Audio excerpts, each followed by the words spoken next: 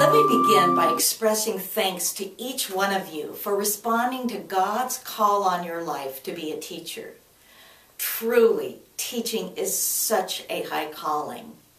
In the words of Whitworth professor Jerry Sitzer, a calling is a vision of how God wants to use our time, energy, and ability to serve Him. So as teachers, we have a particularly high calling to use our time, energy, and ability to love our students and assist them to learn about all that God has created. One of my favorite passages comes from Proverbs, chapter 24, verses 3 and 4. By wisdom a house is built, and through understanding it is established. Through knowledge its rooms are built with rare and beautiful treasures. We are called to help our students learn, and I believe to do this well, we will help our students capture the joy and wonder of discovery as we explore God's rare and beautiful treasures. We want to help our students delight in wisdom, and as Proverbs 2:10 compels us, wisdom will enter into our hearts and knowledge will be pleasant to our souls. One of the greatest challenges we face as teachers is motivating our students to exert effort towards learning. There are two primary ways to motivate: extrinsic and intrinsic.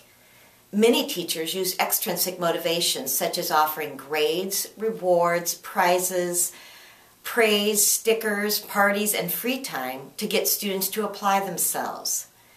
Motivators such as these often work in powerful and quick ways, thus many teachers use them. But there is a problem with extrinsic motivation.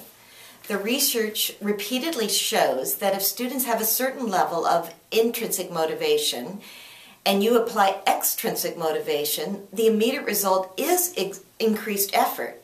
However, when those motivators are removed, the student's level of motivation returns to a level lower than it began. Now that's a problem. If we want to compel our students to exert effort, and we hope to cultivate a desire to learn throughout their whole lives, then we want to turn down that volume of extrinsic motivation and turn up the volume of intrinsic motivation. Now, intrinsic motivation is using strategies and language to help students experience the pleasure and joy that learning brings. As Christian educators, we honor God most in our work when we fan that flame of finding pleasure in the learning process. Now, don't just take my word for this. I've invited my research assistant, Anna Beebe, who attended a private Christian high school, to describe the impact of both extrinsic and intrinsic motivation used by her teachers. Her experience, as you will see, aligns with the research. Looking back on my high school experience, I realized teachers use both extrinsic and intrinsic words to try and motivate me. One interesting example of how extrinsic motivation of grades backfired for me relates to art. As a sophomore, I was exposed to an outstanding art teacher who ignited in me a love for the creative process. I absolutely loved the pieces I made that year and was proud of what I was able to produce, as I had never been a confident artist before. I found myself even doing some additional sketching simply because I had found such pleasure in drawing. However, my senior year, I began to lose a lot of my real interest in art, and it seemed to correlate with my teacher putting more emphasis on grades to motivate me. My art became merely something I had to do to get a good grade. I noticed that I no longer cared about the quality of the art I was producing. I have to wonder, why was that? Contrasting this, I have also experienced some phenomenal forms of intrinsic motivation. My least favorite subject is science, and I proclaimed myself a non-scientist. However, my high school science teacher helped me to see why I should value it. She shared her love of science and her belief that God gave us both intelligent minds and an incredible world, and that one way we glorify Him is through intelligent exploration of the amazing world He gave us. This perspective appealed to my conscience, and instilled in me a sense of duty to not only value science, but my entire education as a whole. Additionally, one of my English teachers stressed the importance of using our God-given minds, not cliff notes, to generate our own answers, and that there wasn't necessarily a right answer. This approach relieved some pressure and allowed me the freedom to honestly and deeply reflect upon literature. I often found that my impressions were much different from my classmates, but there was great beauty in that. During my freshman year, I had a humanities teacher who loved the content so much that it was always bursting out of him, so much so that you couldn't help but be caught up in the enthusiasm. This cognitive modeling really ignited my own thirst for knowledge, and I had my own intellectual awakening. I found myself wanting to read dense philosophical and theological material outside of class. For the first time in my educational career, I was really challenged and experienced the extreme satisfaction of succeeding in conquering that challenge. I loved to work through a piece of philosophy that I at first couldn't understand at all until I could model the argument step by step. It was very invigorating. Thank you, Anna. Your examples compel us to examine and improve the ways we talk to our students.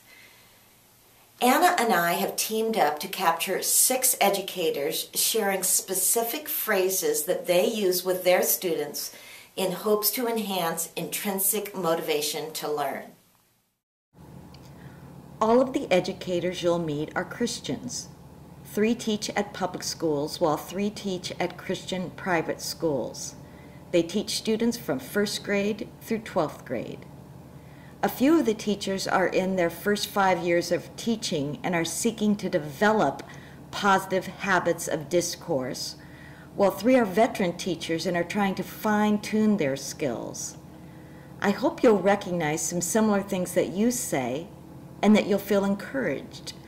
I also hope that you will feel challenged to add more discourse into your daily language that might foster more intrinsic motivation. The literature suggests 5 concepts that might enhance intrinsic motivation in our classrooms: control, competence, curiosity, challenge, and community. For each concept, you can begin by cognitively modeling it, by talking about how the concept works in your life. You can proclaim it on behalf of your students.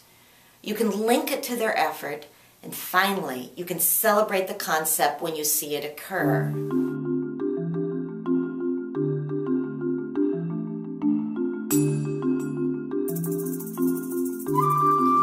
One of the simplest and quickest ways to help students find pleasure in learning is to help them experience a sense of control, letting students know that they have choices and that they have ownership of their learning.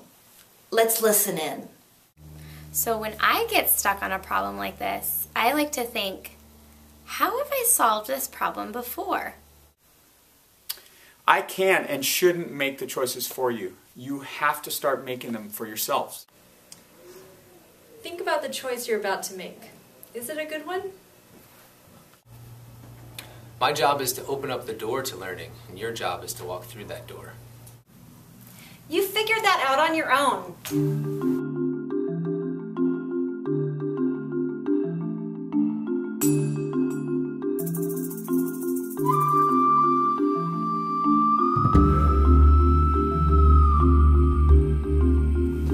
The second concept is building competence.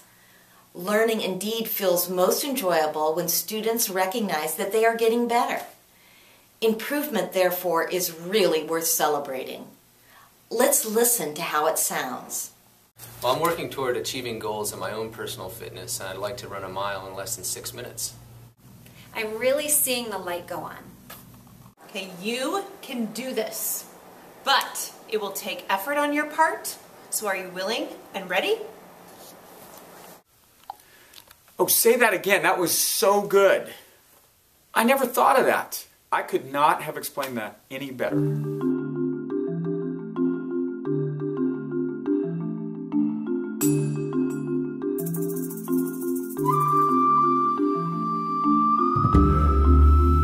Curiosity is one of the greatest scholarly traits, and it serves as a driving force towards joyful learning.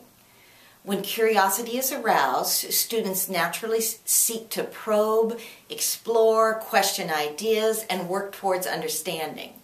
Let's listen to our teachers. I wonder what would happen if we decreased the amount of rest time between our workout intervals. Okay, scientists, Let's put on our scientist lab coats. Snap on your scientist thinking caps. I see Natalie is ready for science. She's sitting tall like a scholar. Scientists, I notice we've learned so much about bees. And what do we know? The more we learn, the more we wonder. What are you wondering today? I love your questions. See if you can answer your own question, or can another classmate answer that question? Your questions are really impressive. I really like how you're thinking.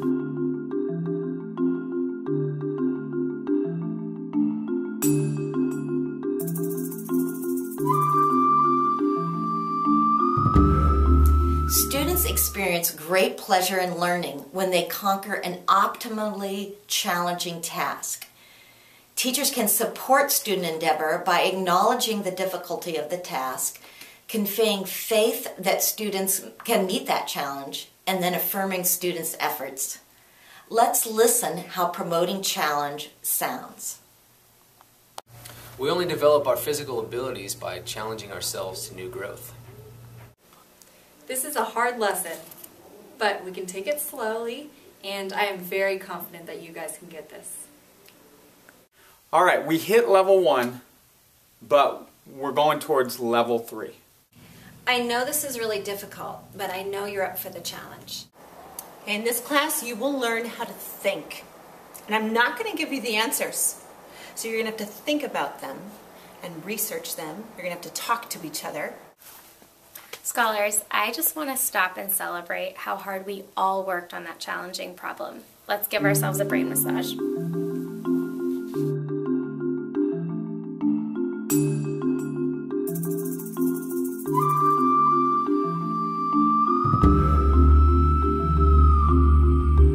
The fifth and final concept is building community.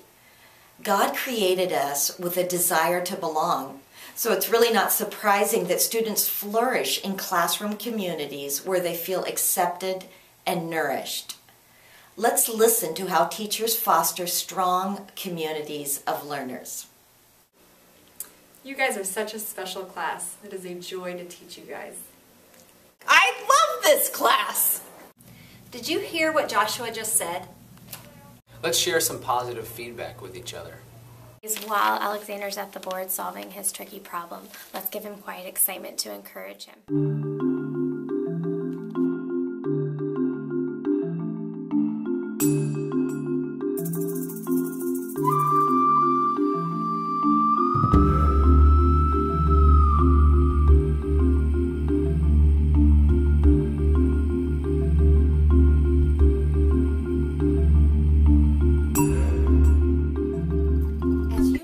To these educators, I hope that you've been encouraged and reminded of the things that you're currently saying that might foster your students' intrinsic motivation. Keep up the good work. But I also imagine that each of you feel challenged to improve in this area. I would like to invite you to take an online inventory where you can select phrases that you would feel comfortable saying. Well, there's even space for you to write your own phrases. And at the end of the inventory, print out your results and put them in a spot in your classroom that you could easily reference. It's challenging to improve your habits of discourse, but with effort you can improve. And with improvement, I believe that you will experience great joy as you see your students experience more pleasure in the learning process. Now, not surprisingly, your phrases will be exponentially more powerful when linked with instructional activities that are also structured to offer control, competence, curiosity, challenge, and community. But we'll save that for another professional video. In the meantime, my hope is that you will honor God each day in your teaching. One way to honor Him is by turning up that volume of intrinsically motivational discourse. May God guide you in this important endeavor.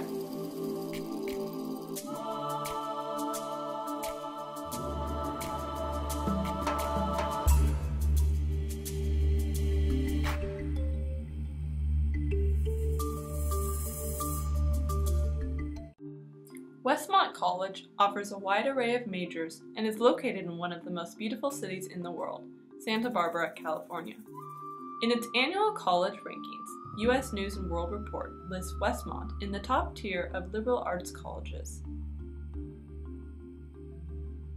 Westmont has 5 pillars which make it distinctive.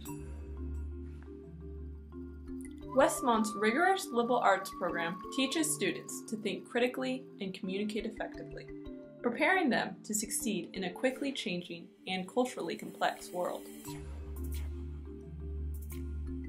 Rooting the liberal arts in Christ means that we educate the whole person and encourage students to develop biblically based, intellectually strong convictions and worldviews.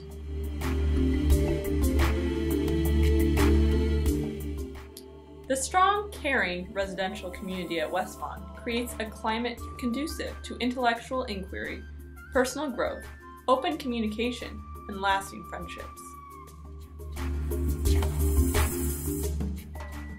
Westmont devotes itself exclusively to undergraduate courses, with small classes taught by full-time faculty, close interaction with professors outside of the classroom, and opportunities to participate in significant research projects. Westmont offers a global program that gives students the opportunity to study or serve overseas and develop an international perspective.